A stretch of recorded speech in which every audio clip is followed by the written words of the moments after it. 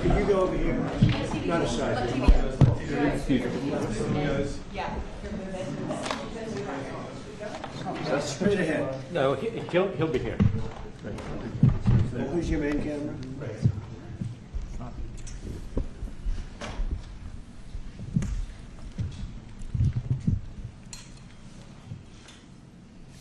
Thank you very much. We have some executive orders that we're going to be signing right now that are very important.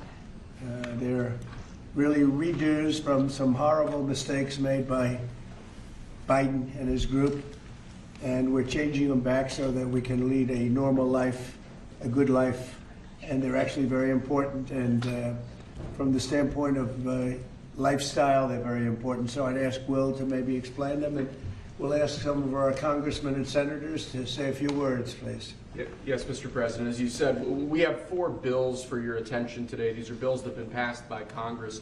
In the closing days of the Biden administration, they pushed through a large number of rules and regulations that really hurt ordinary Americans, including in their own homes. So the first of these is HJR 20. This is a bill that repeals Biden-era regulations relating to consumer water heaters, consumer gas-fired water heaters. Who was in charge of this one? This is Gary and myself, sir. Gary Palmer sponsored it, but this bill specifically saves a factory in my district. 300 Georgians will continue to have their jobs as soon as you sign that. Mr. President, this rule was issued on Christmas Eve. I'm thinking that we wouldn't be keeping up with what the Biden administration was doing, but we moved quickly to get And this was on gas heaters. Banning natural gas. Isn't that tankless ridiculous? water heaters. And how were you supposed to get your heat then? Through electric? Through electric, yeah. Was that basically it? Sir. Electric heat, which isn't as good? Crazy.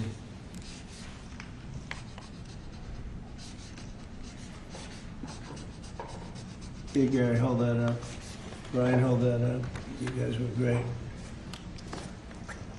Thank you, Mr. President. No sense, just no sense. But in addition to that, you have a lot of workers that lose their job, right? Yes, sir. Right. 300 workers Crazy. saved because of you. Good, thank you. It's an honor. There's the Golden Dome, by the way, if you're interested. There's the Golden Dome.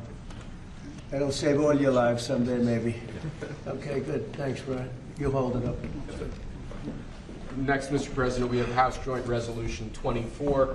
This is the same basic idea, but this relates to walk-in coolers and freezers and other refrigeration devices. Again, last-minute Biden-era regulation that hits ordinary Americans hard. What do they do? They put Increase the in. energy efficiency requirements for walk-ins, coolers, and freezers, and therefore putting an undue burden on businesses across the country.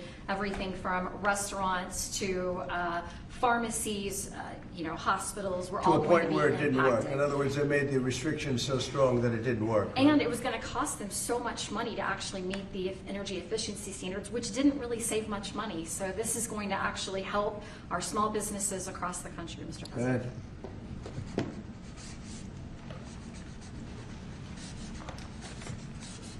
Many manufacturers would have had to close stop lines, shut down entire lines of businesses. And I just want to say, rescinding these, this was done days before you took office. They pushed through these regulations.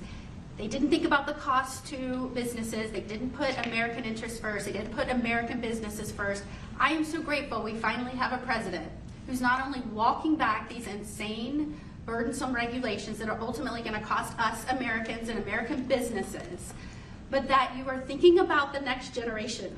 And as we're leading into Mother's Day, some of us are trying to parent and serve this country at the same time. Thank you for welcoming my son, who is 15, with his mother serving, watching what we're doing for him and the generations to come. You are making this country stronger for them. Thank you. Thank you very much. Good luck, right? Take care of your mom. Okay, yeah, bet. You want to hold that up too? So you can. That's a big one, isn't it, huh? Common sense. It's all about common sense, right? Okay, Will, go ahead. Next, sir, this is House Joint Resolution 42. Again, this is a rescission of a Biden-era regulation, in this case relating to energy conservation standards. for household appliances and certain consumer products. Yeah.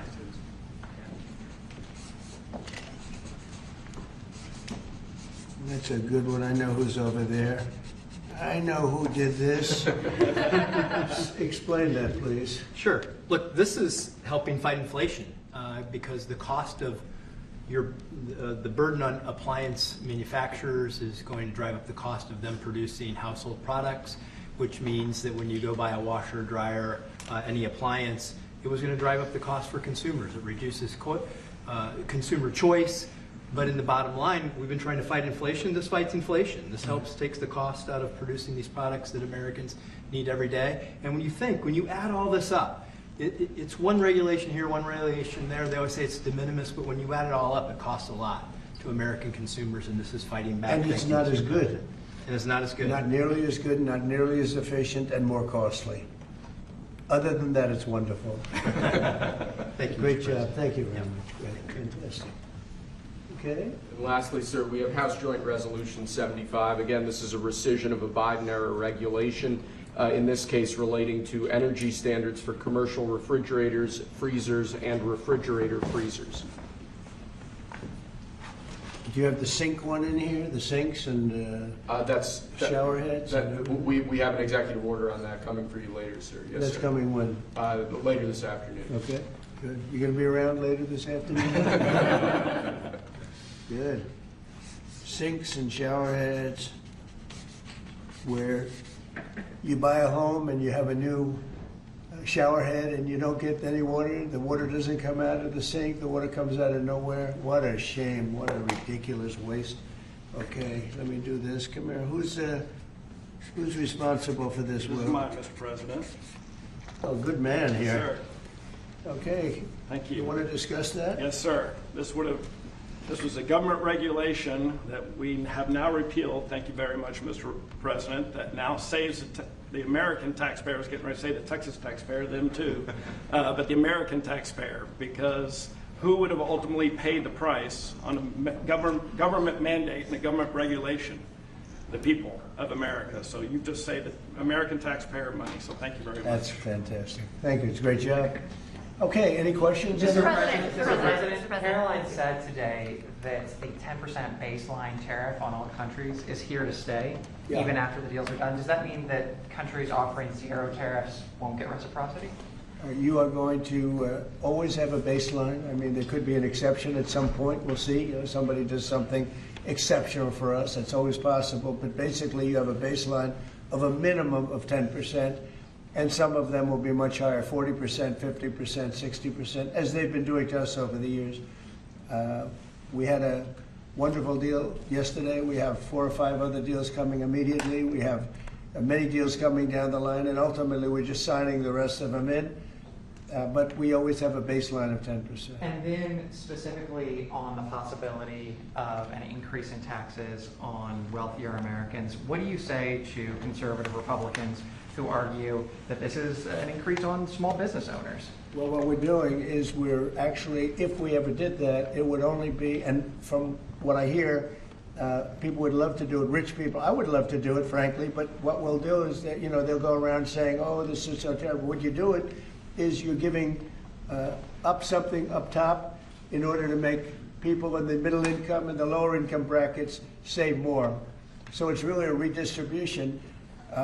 And I'm willing to do it if they want. I would love to be able to give people in a lower bracket a big break by giving up some of what I have. But I'll tell you, a lot of people say don't do it because of the fact that you have the Bush statement about read my lips, but he lost because of Ross Perot. He didn't lose because of that statement. And then on the salt. But I don't think they're going to be doing it, but I actually think it's good politics to do it where richer people give up, and it's a very small, it's like a point, but they give it up to benefit people in a lower income. And then on the salt tax credits, Mr. President, there are some Republicans who say, why is it that these 45 other states should be paying taxes to alleviate the tax burden of New York or It's some of only these because coastal those states are behind, very badly behind, and those people were affected very badly. And you know, the sad part is oftentimes they were affected badly because you had bad management in those states, like in California with Newsom and, you know, people. So you had some bad management. But that's being worked on now, and they may do a piece one way or the other. It's a very complex issue, but I think it's being worked out. I think it's going to be worked. It has not been settled yet, but they'll settle it up pretty quickly. Are you considering? Mr. President, what parameters have you given Scott Bessent on negotiating with China this weekend? We have to make a great deal for America. Are you going to be disappointed if he comes back without a deal? No, not at all, because we already made a great deal. We're not doing business with China right now. You know, we lost $1 trillion last year with China, $1 trillion. So if you're not going to do business with them, you're not going to lose $1 trillion. But we lost. I want China to do great.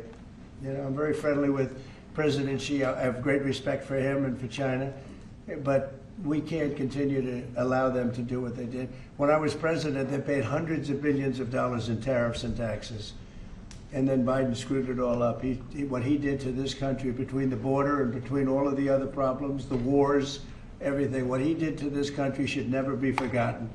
But one of the things he did is the trade was so bad and so imbalanced. So I think we're going to come back with a fair deal for both China and us. Have you given Bessent a number of how low you're willing to go? Yeah, I am. Are you What's willing the to share number? that number? Is that No. the 80%? But I put out a number today, 80%, so we'll see how that all works out. Mr. President, the U.S. Embassy in Kyiv is warning right now about possible Russian significant attack on Kyiv. What's your message for Putin? I have a message for both parties. Get this war ended.